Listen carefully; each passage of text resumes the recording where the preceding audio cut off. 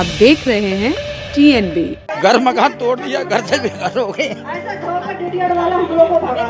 नहर के किनारे रह रहे हैं, ना हमारी कोई सुनता है, ना कोई हमारी कोई पूछता है। आज सरकार ने आज दिन तक हमारे देश के मजदूर को कभी सम्मानजनक मजदूरी ही नहीं दी, तो वो अपना कभी आवास का सपना जिंदगी में जीते जी तो पूरा नहीं कर सकता है। इस वजह से लोग इस प्रकार के कच्चे घर बनाकर रहते हैं। सरकार का इन घरों पर हमला होता है तब होता है जब ये शहर अच्छे सुंदर बन जाते हैं। भाजपा के पास अगर कोई मुद्दा है तो हिंदू मुसलमान का मुद्दा है। अगर जहां हम लोग कहीं अपने हक की बात, लड़ाई की बात करते हैं, अपने हुकूक की लड़ाई की बात करते हैं, वो तुरंत हिंदू मुस्लिम का मुद्दा डाल देता है।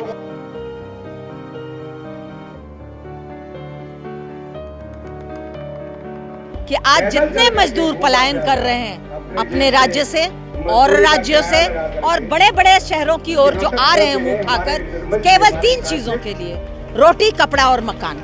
पर जहाँ पे झुग्गी है वहीं शमशान इन्होंने बना दिया है।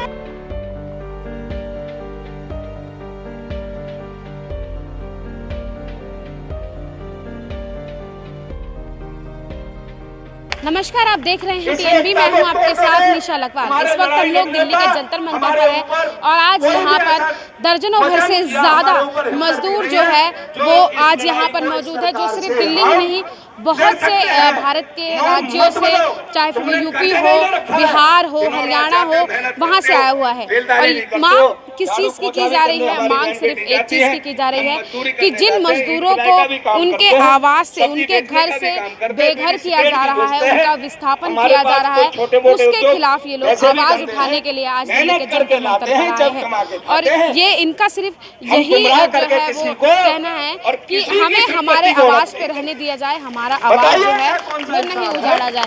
आवास का एक बहुत बड़ा मुद्दा है। कस्तूरबा नगर जो है दिल्ली का, उसमें भी बहुत से लोग हैं जिनको DDA की तरफ से नोटिस दे दिया गया है उनके घरों को तोड़ने का। और आज हम यहाँ पर आए हैं, आज हम इन मजदूरों से और जो संगठन यहाँ पर हैं उन संगठन के लोगों से आज हम बात करेंगे और जानेंगे कि आखिर क्यों सरकार इस तरीके का रवैया जो है वो अपना रही है और क्यों आखिर लोगों के घरों को तोड़ा जा रहा है, उनको विस्थापन किया जा रहा है। ये एक बड़ा सवाल जो है वो खड़ा होता है। इनकलाब जिंदाबाद, मजदूरी एकता जिंदाबाद, बस्ती की ताकत जिंदाबाद, इस देश का मजदूर जिंदाबाद, इस देश का मजदूर जिंदाबाद।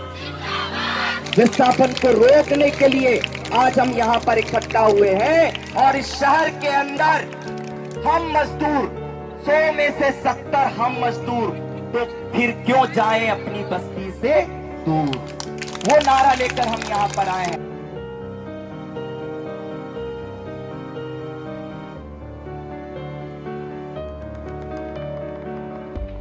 मजदूर आवास संगठन समिति, सर इसके नाम से ही ये चीज़ जाहिर हो रही है कि ये जो संगठन है ये आवास के लिए लड़ाई लड़ता है।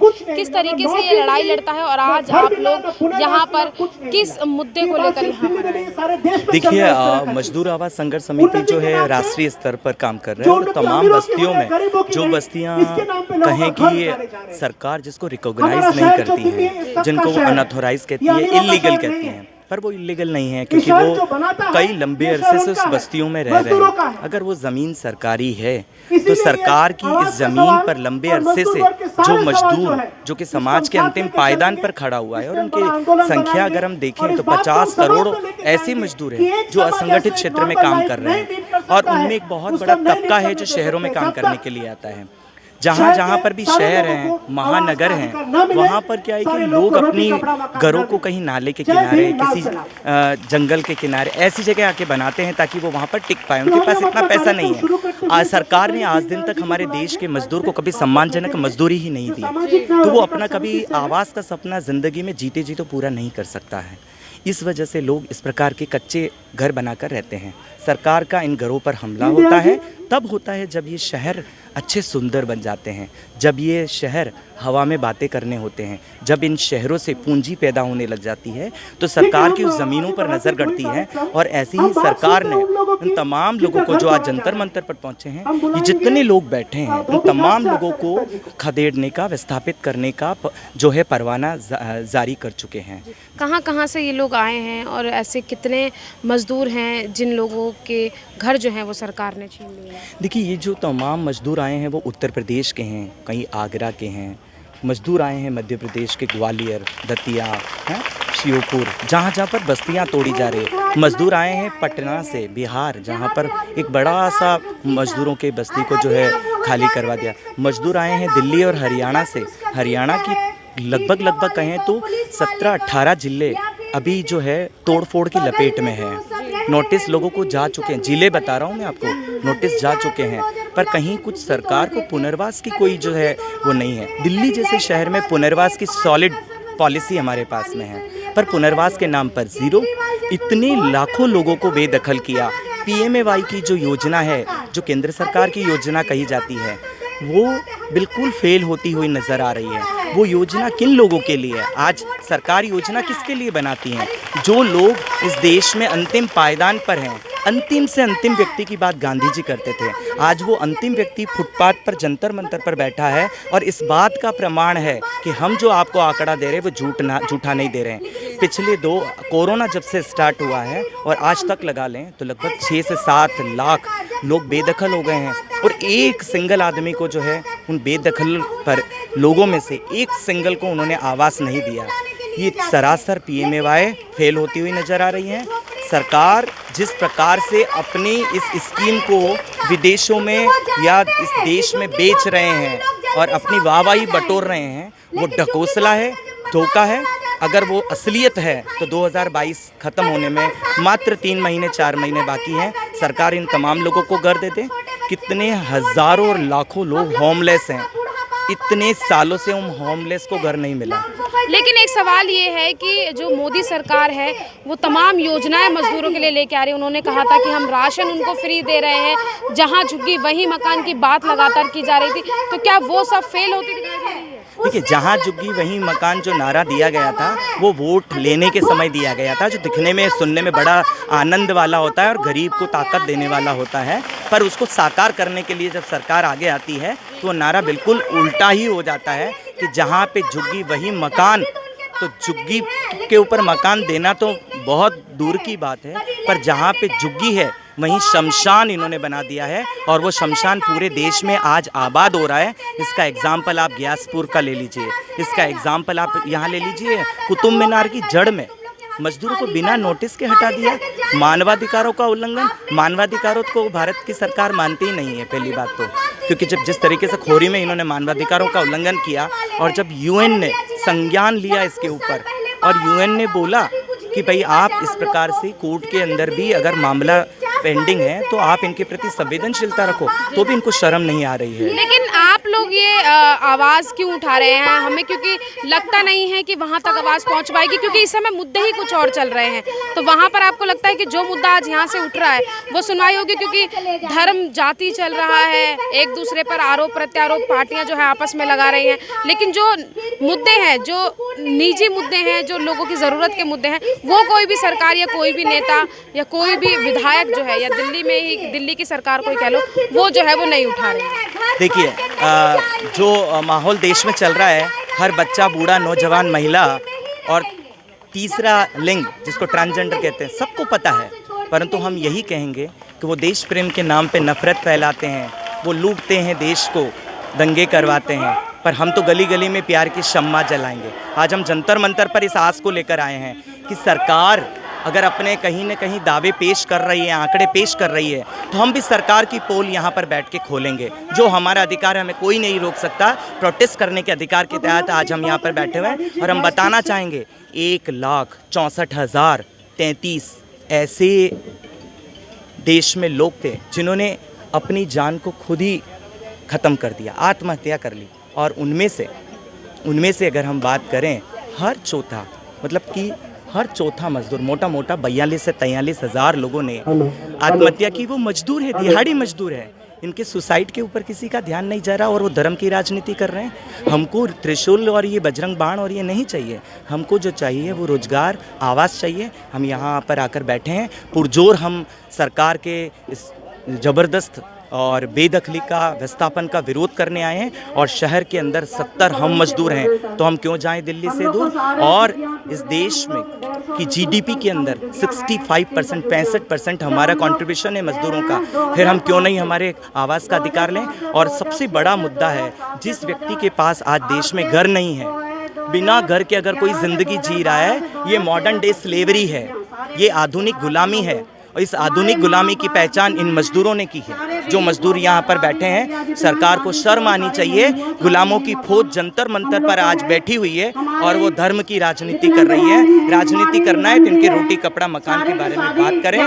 राष्ट्रीय मजदूर आवाज संघर्ष समिति के तमाम साथी आए हैं, सरकार के अंदर दम है, ताकत है, तो एक बार इस समिति के साथ बात करें और तमाम लोगों को घर दें, नहीं तो ये डिग्निटी की बात करते हैं वो ढकोसला है। जिसका घर उजाड़ा जा रहा है, जिसके सर के ऊपर छत भी नहीं है, उसको समाज में कोई भी क्षमता रखने वाले लोग उनको इज्जत नहीं देते हैं, इज्जत देना भी नहीं चाहते। बात मजदूरी की भी है, लोग जहाँ रहते हैं उसके आसपास मजदूरी करते हैं, कबाड़ी के काम हो, सफाई के काम हो, दिहाड़ी के काम हो, जो भी हो।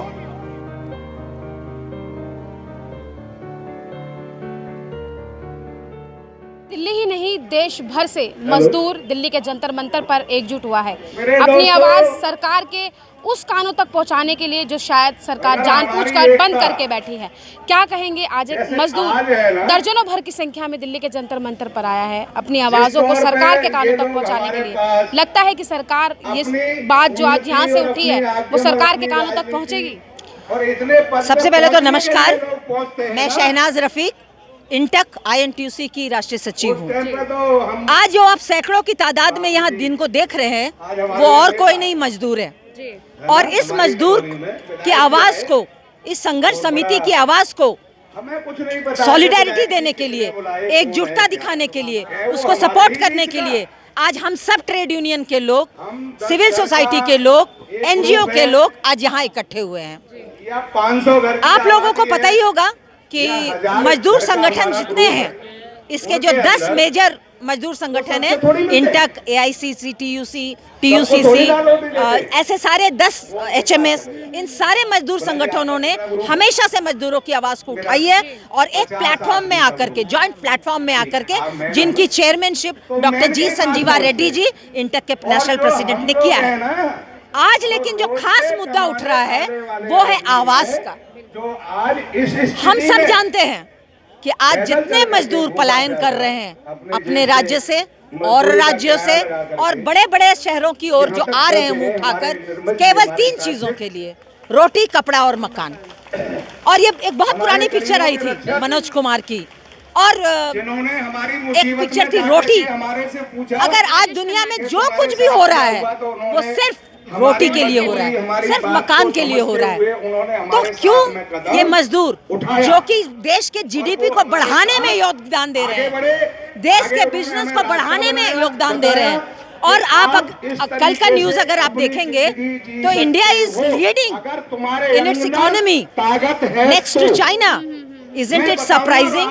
ये बड़े गहर चिंतन का विषय है कि एक तरफ आप विश्व में भारतवर्ष को दिखा रहे हैं इकोनॉमी का इतना बड़ा बढ़ता हुआ हिस्सा, और दूसरी तरफ उस इकोनॉमी को आगे बढ़ाने में जो सहयोग कर रहे हैं वो कौन है? आपके सूत्रधार कौन है? वो मजदूर रोटी के लिए, कपड़े के लिए, मकान के लिए तरस रहा है। लेकिन आप आवाज की आज आवाज उठा रहे हैं, क्या फायदा है आवाज की, जो आवाज उठाने का? हिंदू मुस्लिम कीजिए, वही तो चल रहा है देश। यही तो सबसे बड़ा दिक्कत है। भाजपा के पास अगर कोई मुद्दा है तो हिंदू मुसलमान का मुद्दा है। अगर जहां हम लोग कहीं अपने हक की बात, लड़ाई की बात करते हैं, अपने हुकूक की लड़ाई की बात करते हैं, वो तुरंत हिंदू मुस्लिम का मुद्दा डाल देता है। अभी आप देख रहे थे, एक साथी पत्रकार मुझसे पूछ रही थी कि भाई मदरसे का मुद्दा। मैंने कहा आज हम जिस मुद्दे के लिए सारे मजदूर संगठन इकट्ठे हुए हैं, सारे सिविल सोसाइटी इकट्ठे हुए हैं, वो है मजदूरों का विस्थापन के लिए। मजदूरों की झुग्गियों से खदेड़ के निकाल दिया जाता है, बिना उनको नोटिस बुलडोजर चला दिया जा रहा है। उनके पास तो वैसे ही माल सामान नहीं रहता है, वैसे ही तो वो विस्थापित है। कैसे दिखेगी सरकार को मजदूर की पावर, कैसे दिखेगी? ये तो तब दिखेगी जब 2024 में ये सारे वोट ना देने के स्थिति में आ जाएं, क्योंकि ये लोग हमेशा मजदूरों को अगर इस्तेमाल करते हैं तो वोट के टाइम में इस्तेमाल करते हैं। और बड़ी दुख की बात है कि इनके लीडर को वो लोग ल्योर करते हैं, फुसलाते हैं, बहलाते हैं, पैसे दिए जाते हैं, बिरयानी चलती है, दारू की पार्टी चलती है और नगद भी पैसे दिए जाते हैं ताकि वो अपनी मुंह को बंद रखें और वोट को उनके पक्ष में डाल दे। और ऐसा कई बार होता आया है, मैं कोई नई बात नहीं कर रही हूँ, ये देखने को मिलता है सारे जगहों में।